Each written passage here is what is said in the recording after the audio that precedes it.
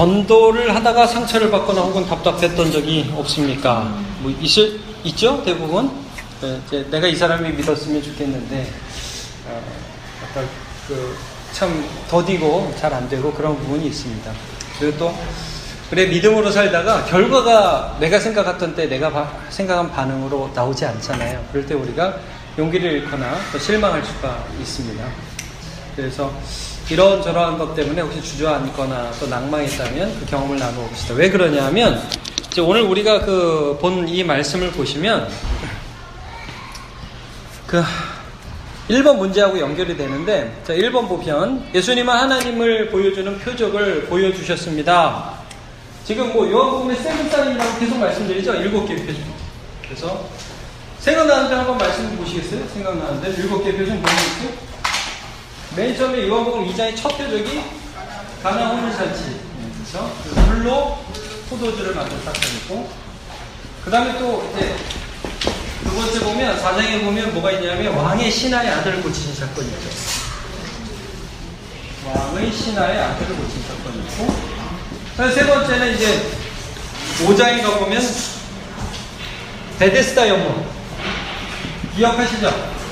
거기서 그 연못에서 38년 된 병 고치시는 그런 장면이 나오죠. 그 다음에 또 6장에 가보면 뭐가 있죠? 오병이어 나오죠? 오병이어가 나오고, 그 다음에 오병이어와 그 사이에 어떤 기적이냐, 물 위로 걸어다니시는 그 기적이 있죠? 창조주이신 하나님을 보이시는 걸으시는. 그 다음에 6번째 표적이, 6번째 표적이 갑자기 생각이 안 나요? 아니 물어보는 거예요. 저 생각나요. 나면서부터 실로암 생각나십니까? 나면서부터 못 보던 사람이 실로암 오거니까에서 씻는 그 사건이, 이게 근데 9장이죠? 이게 9장이고, 그 다음에 마지막 7번째 사인이 죽은 나사로. 그건 쉽죠? 11장 나사로 살리는 그 사건. 이렇게 7개의 사인을 쭉 보면서 하나님께서 예수님을 통해서 하나님을 보여주셨다 이거죠.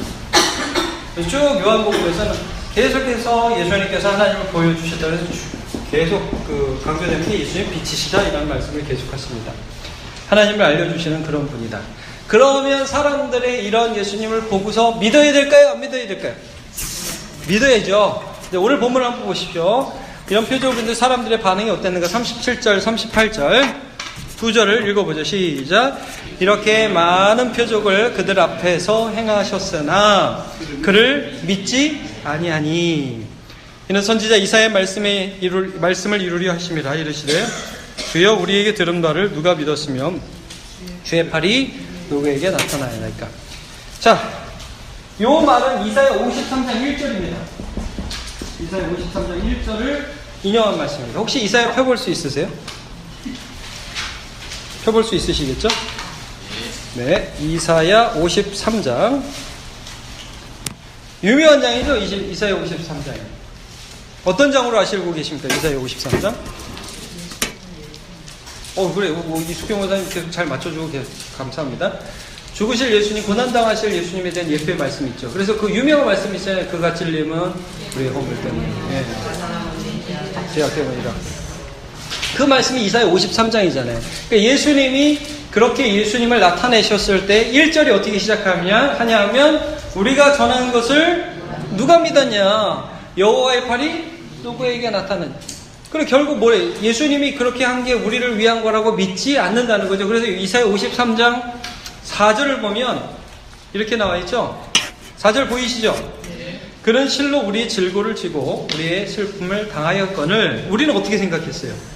그는 자기가 징벌을 받아 하나님께 맞으며 고난을 당한다 하였노라. 이게 지금 이루어지고 있다는 거예요.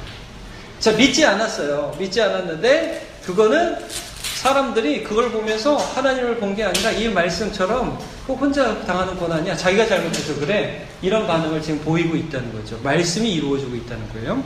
자, 계속 좀 볼게요. 그들이 믿지 못한 이유는 무엇입니까? 자, 그들이 믿지 못한 이유는 뭐죠? 39절에서 40절 보면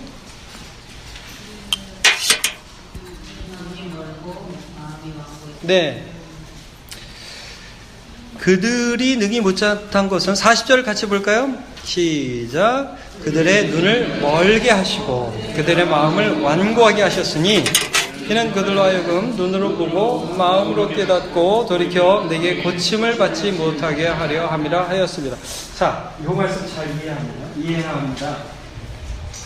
이들이 보지 못하고 이들이 믿지 못한 것은 지금 이 말씀으로 보면 누가 막은 거예요? 하나님 막으신 거예요.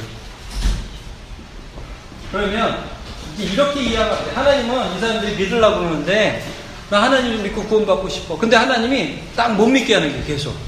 그런 말씀이 아니라는 거죠. 자, 이 말씀은 무슨 말씀이에요? 이들이 하나님을 배격하고 미워하고 있어요. 하나님을 밀어내고 있어요. 믿지 않고 있어요. 그러니까 하나님이 그 완고함 그대로 버려주셨어요. 이게 버리라는 거예요. 이 말씀 잘 아시죠? 믿고 싶은데 못 믿게 한다가 아니라 완고함을 그대로 버려주신 거예요. 자, 인간은 스스로 하나님을 알 수도 없죠. 하나님을 배역하죠. 그래서 죄악 가운데 있는 이 사람들도 하나님이 버려둠으로 심판을 하셨다는 말씀을 해주고 있는 것입니다. 3번을 먼저 볼게요. 3번.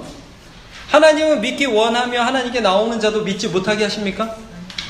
요한복음 6장 37절.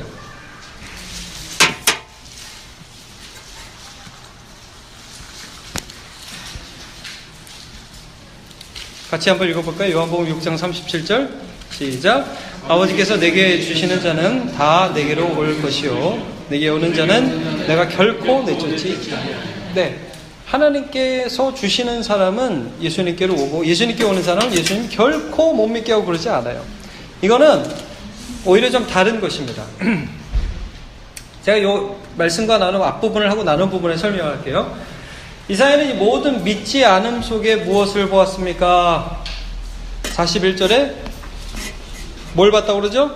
이사야가 이렇게 말한 것은 주의 영광을 봤다. 하나님이 무엇인가, 이들의 믿지 않음 속에서도 하나님은 무엇인가 하고 있다라는 것들을 보았다는 거죠. 실망하지 않았다는 거예요, 이사야는. 사실 여기 지금 아까 이사야 53장을 인용했죠? 아까 말씀 첫 번째 우리 오늘 38절의 말씀은 이사야 53장 1절에 대한 말씀이죠. 네.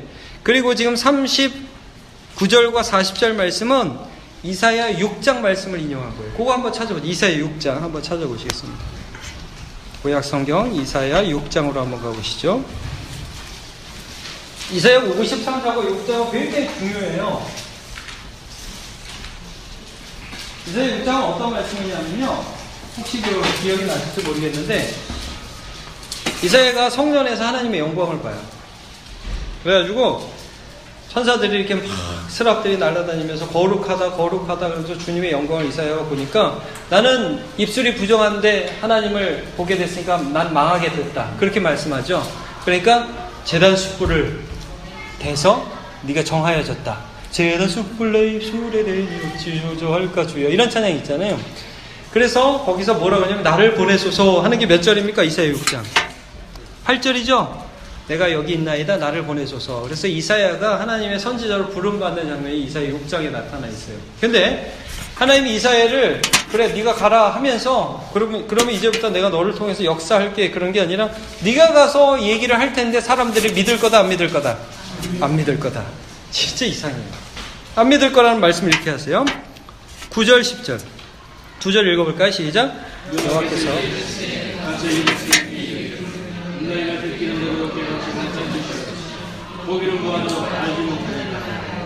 이 백성이 마음을 둔하게 하며 그들의 귀가 막히고 그들의 눈이 감기게 하라. 염려하건대 그들의 눈으로 보고 귀로 듣고 마음으로 깨닫고 다시 돌아와 고침을 받을까 하노라.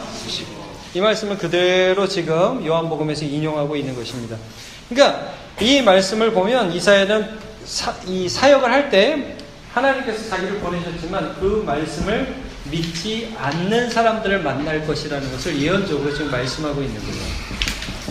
자, 그렇게 좀 볼게요. 나누기 1번 보시죠.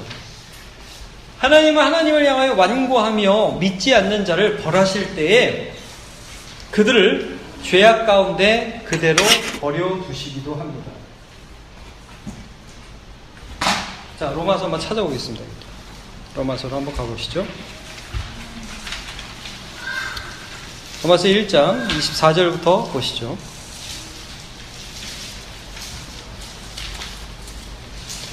23절 이전의 말씀은 하나님을 알고도 하나님을 영광스럽게 하지 않고 우상을 만든 사람들, 하나님을 배역한 사람들에게 24절 하나님께서 어떻게 그들에게 벌을 주시는가. 로마서 1장 24절 찾으셨습니까?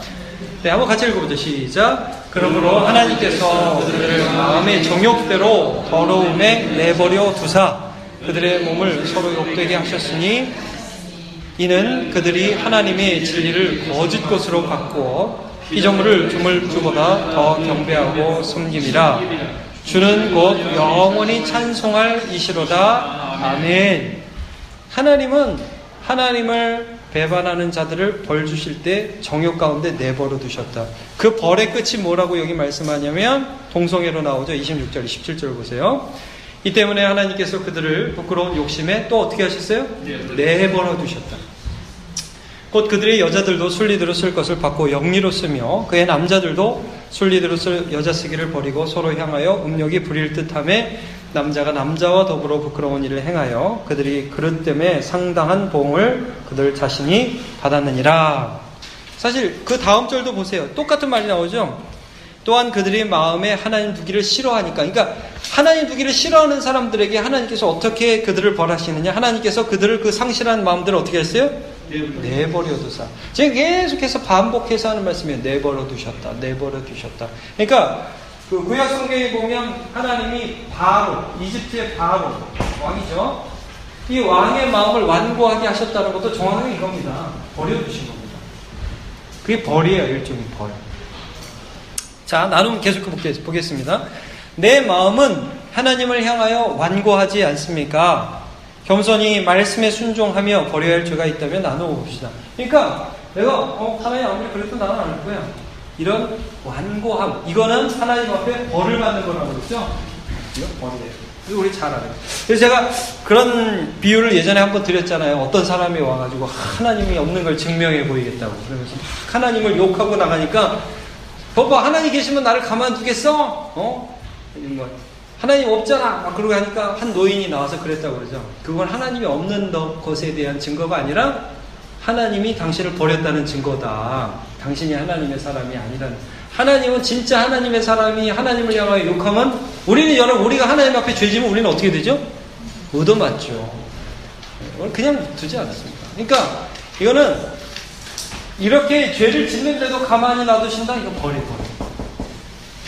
자, 그래서 우리가 이런 부분에 있어서 말씀에 순종하고 버려야 할 죄가 있다면 함께 나누어 보기를 원하고요. 나는 두 번째, 이사야는 부름 받자마자 이런 선언을 듣게 됩니다. 사람들은 너를 통해 일하시는 하나님의 말씀을 듣지 않을 것이다. 우리 좀 전에 봤죠?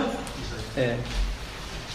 나는 믿지 않는 자의 모습을 부러워하고 시기하거나 그들의 완고함 때문에 실망한 적이 없습니다. 이런 거죠. 우리가 말을 하는데 그 말은 안 들어. 그리고 믿지 않는 사람들이 하는 말들은 세상 사람들이 더 잘 들어. 그럼 부럽고 시기하는 마음이 들 수 있겠죠. 예. 왜 내가 하는 거를. 저는 목사로 또 그런 생각이 들어요.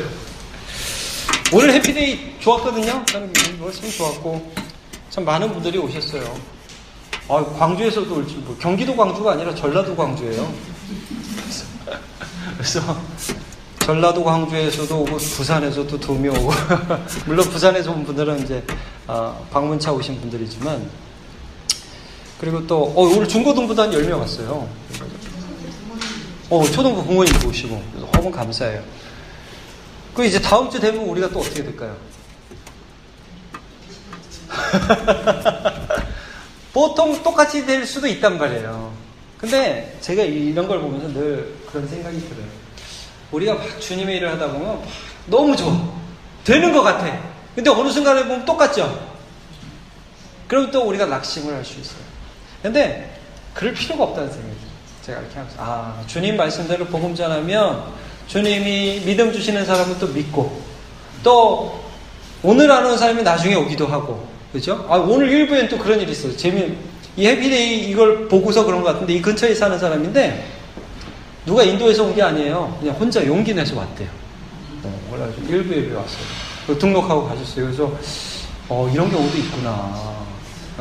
그래서 참 우리가 어떤 면에서는 내가 한 결과로 우리가 실망할 수 있잖아요. 근데 지금 예수님이 이렇게 세븐 사인을 보여주시는데 참 예수님이 보여줘도 안 믿는데 그렇죠? 참 사람이 믿는다는 게 이게 기적이에요. 근데 참 예수님이 그럴 때 믿지 않는 그런 사람들을 보면 실망하지 않고 요한이 믿음으로 이걸 해석한 거예요. 하나님이 때로는 이런 자들을 이렇게 심판하기도 하시는구나. 물론요, 여러분, 안 믿는다고 무조건 심판한다고 생각하면 안 됩니다. 예, 지금 안 믿는다고 저 사람 심판받은 사람이, 우리 이런 말 한번, 전도를 했는데 안 왔어. 하나님 선택하지 않았어. 이런 말을 함부로 하는 게 아니에요. 그죠? 그 중에 지금 주께로 오고 있는 사람이 있는 거죠. 예, 그거 우리가 함부로 할 수 있는 말이 아닙니다. 어쨌든, 이런 것 때문에 우리가 실망하거나 사람들의 반응 때문에 낙심할 필요가 있습니까? 없습니까? 그래서 지금은 자세히는 안 놔두겠지만 10편 73편 같은 데 보면 악인들은 왜 이렇게 잘 되지? 하면서 마음이 상하고 심령이 상하고 죄 짓는 사람은 장수하는 것 같아. 오래 사는 거. 그렇죠? 그리고 더 편한 거고 행복해 보이고 그래서 막 예수 믿는 사람이 시험 든단 말이에요. 하나님 살아계신가? 그러다가 10편 73편에 보면 마지막에 예배 드리러 가다가 내가 깨달았다. 저 사람들이 한순간에 망하는 거구나. 하나님 버려둔 거구나. 그래서 제가 자주 이런 말씀 드리죠. 이거 조심해서 써야 되는 말입니다. 우리끼리 결과만 보고 과정 속에 함부로 쓰는 말이 아닌데 여러분 돼지는 밥을 주는데 왜 밥을 주죠? 잡아먹으려고. 그죠? 그 사람들이 그렇다고 우리가 함부로 얘기할 수는 없지만 그러나 그럼에도 불구하고 세상적으로 죄짓고도 잘 사는 건 부러움의 대상이 아니다. 이걸 우리가 기억해야 합니다. 다음 세 번째. 예수님은 사람들의 믿지 않음에도 불구하고 기꺼이 십자가에 죽으셨습니다. 영광을 바라보셨기 때문이죠. 그러니까 이렇게도 안 믿어? 이놈들? 내가 너네를 위해서 뭘 하냐? 하지 않는 게 아니라 영광을 보고 기꺼이 십자가에 죽으셨죠. 당장 믿지 않는 수많은 완고한 사람들 때문에 실망하지 않고 하나님이 이루실 구원을 바라보았습니다. 나는 오늘 사람들의 반응이나 내 삶의 결과에 실망하지 않고 믿음으로 담대히 힘내서 하나님 바라보면서 살고 있습니까?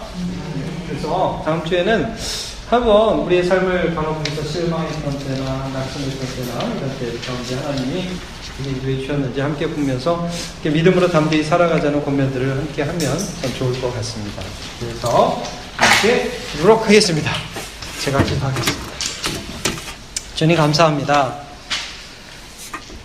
오늘 예수 그리스도의 표적을 보고도 믿지 않는 사람들이 있었지만 성경은 그것이 말씀에 대한 성취고 예수님은 그들 가운데에서 이루어지는 불신 때문에 실망하지 않고 하나님이 이루실 영광을 바라보면서 순종으로 십자가를 지셨다고 말씀해 주셨습니다.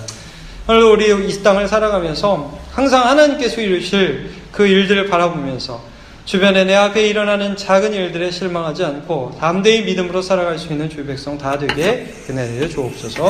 감사드리며 예수님의 이름으로 기도합니다. 아멘.